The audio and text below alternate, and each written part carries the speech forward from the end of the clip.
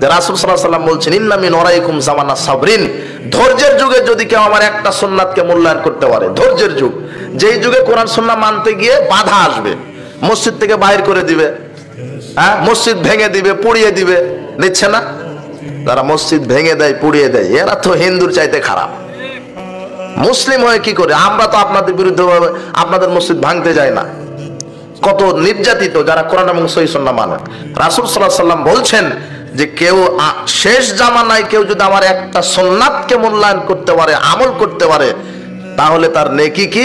লিল মুতামাসসিকি ফিহি আজরু 50 শাহিদা মিনকুম, 50 জন গলা কাটা শহীদদের সমান নেকি। তার মানে জোরে আমিন বলা সুন্নাত।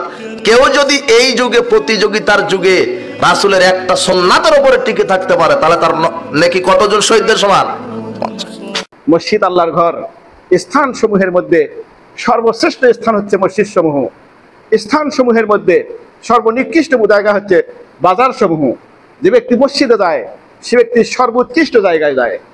আল্লাহ তাবারক ওয়া তাআলা নবী বলেছেন, যে ব্যক্তি আল্লাহর রাস্তায় একটি মসজিদ নির্মাণ করলো, সেজন্য জান্নাতে একটি ঘর নির্মাণ করলো। সুবহানাল্লাহ।